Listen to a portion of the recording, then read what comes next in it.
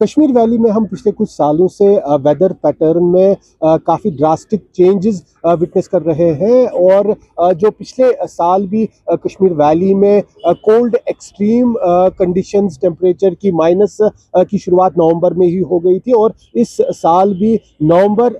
के मंथ से ही extreme cold conditions minus temperature record किया गया। पिछले साल नवंबर दिसंबर में श्रीनगर में -8 तक टेम्परेचर नीचे चला गया था और इस साल भी अभी तक हमने श्रीनगर में लगभग -5 के करीब कई जगहों पर टेम्परेचर रिकॉर्ड किया गया और लगातार यहाँ जो है फॉगी कंडीशंस भी कश्मीर वैली में अब बढ़ रही है। जो एयर क्वालिटी है वो भी थोड़ी सी नीचे खिसक रही है और सबसे इम्पोर्टेंट जो स्नोफॉल का पैटर्न है वो भी अब काफ़ी हद तक चेंज हो रहा है। जो हम पहले देखते थे कि नवंबर या दिसंबर के महीने में ही बर्फबारी कश्मीर में शुरू हो जाती थी, श्रीनगर में अच्छी खासी स्नो होती थी, वो अब धीरे धीरे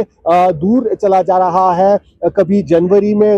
लेकिन उसके अलावा फरवरी या मार्च में भी हम अब स्नोफॉल देख रहे हैं, काफ़ी लेट स्नोफॉल हो रहा है और हमारे जो मेन ग्लेशियर्स हैं उन पर भी इम्पैक्ट पड़ रहा है। ख़ासतौर पर अगर हम डाटा का